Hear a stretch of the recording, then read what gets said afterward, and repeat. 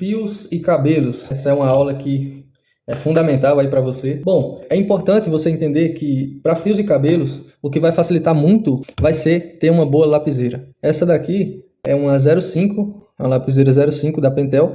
Tem também a 07, né, que essa questão de 05 e 07 é o calibre da ponta. 05 ela é mais fina e, lógico, 07 ela é mais grossa. Lá ele.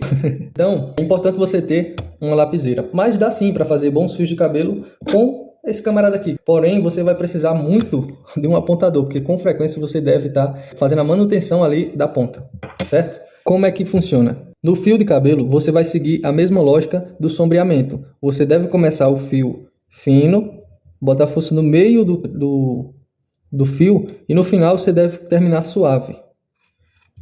Ou seja, na raiz do cabelo, exemplo, você está aqui com o limite da testa da pessoa. Você não vai fazer um cabelo assim, começando com esses pontos marcados, não. Sempre na raiz do cabelo tem que ser fina. Os traços tem que ser finos. E depois que você escurece mais eles, enfim. Mas você não deve nunca fazer a raiz de um cabelo, nem o final do cabelo, assim, marcado e deixar, entendeu? Nunca você deve fazer e deixar, nem no sombreamento, nem aqui no cabelo. Por isso que eu falei que é muito importante na aula de sombreamento, você ter esse controle dessa leveza. Você poder fazer esse início, ó, esse aqui ainda ficou um pouquinho mais pontudo, mas enfim, você ter esse começo e esse final bem trabalhados. Isso é fundamental na área de cabelo. Outra coisa, aqui eu sempre explico, minha forma de explicar é sempre explicar a forma certa e a forma errada, né? Aqui é a forma errada, né? Deixar essas pontas, o começo e o final do cabelo assim, definido, e a forma certa. Sobre a estrutura do cabelo em si, nunca cruze os fios. Nunca faça os cabelos em várias direções, cruzando os fios, porque isso aqui não vai ficar bom. Você tem que fazer sempre numa mesma direção. Buscar fazer sempre os fios numa mesma direção. Tá aí a importância daquela aula de sombreamento, porque ela também se aplica, em muitos casos, na própria execução do cabelo. Quando você está construindo qualquer cabelo, mesmo que seja cacheado. O cabelo cacheado, geralmente, ele tem um formato mais curvado, digamos assim. E outra coisa, sobre cabelo, você nunca vai ser uma máquina para fazer todos os fios exatamente como está na referência. O importante é você seguir a lógica das mechas do cabelo da pessoa. Em alguns casos você pode até ter liberdade para colocar a sua leitura. Nesse caso é permitido, né? Só nos cabelos é permitido você meio que criar um pouquinho, entre aspas, inventar um pouquinho. Então, mesmo nos cabelos cacheados, a lógica é a mesma. Você tem que ter cuidado para deixar evidente uma continuidade ali dos fios. O cabelo também, geralmente, ele tem um pontos de luz, certo? Que geralmente é no meio das mechas. E você deve respeitar isso também. Você trabalhando bem essa questão do começo e final do traço suave, você pode, inclusive, como eu estou fazendo aqui, construindo uma mecha aos poucos do cabelo da pessoa. Você tem que sempre manter a lógica do cabelo da pessoa é a mesma direção dos traços. Nunca cruzar, nunca cruze os fios. E respeitando os pontos de luz. Aqui é uma referência que eu estou criando, né, imaginária.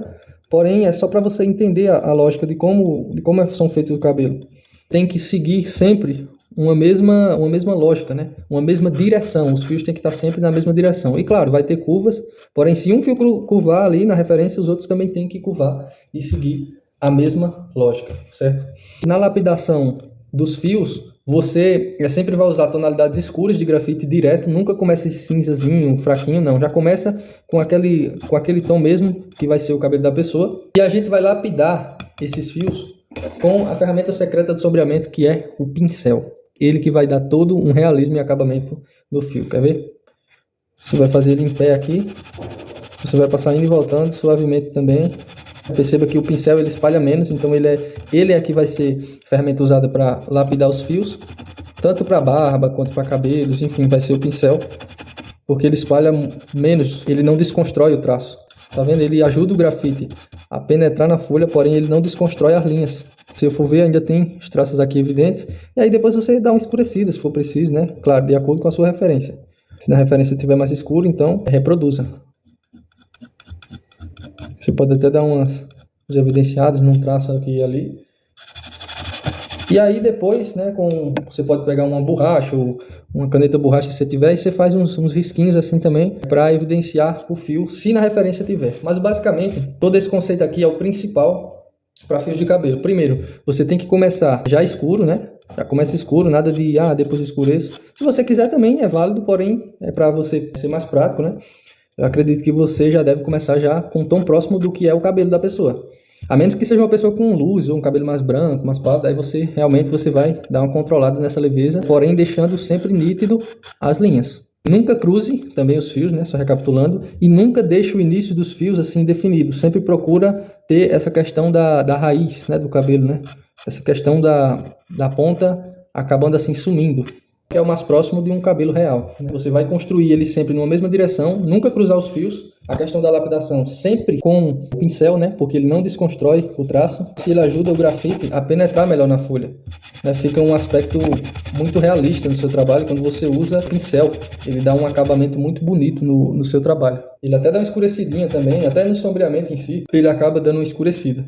Inclusive, um dos fundamentos do desenho realista é não ter linha em nenhum lugar. Os únicos pontos que você é permitido deixar linhas evidentes são em cabelos, barbas, né, em pelos no geral. Em todo o resto, geralmente, mesmo que você faça um traço, vai ser acompanhado de uma sombra para que não fique aquela linha evidente, não fique só a linha ali evidente. Então você tem que dar uma disfarçada nela. Nunca deixar a linha evidente, porque isso vai deixar um aspecto rústico no seu trabalho. Vai deixar com cara de desenho animado, né, se você fizer linhas assim muito evidentes. Então toda linha, geralmente, ela vai acompanhar uma sombra. Somente nos fios e pelos que é permitido você deixar linhas evidentes. Em todo o resto, é 100% sombra.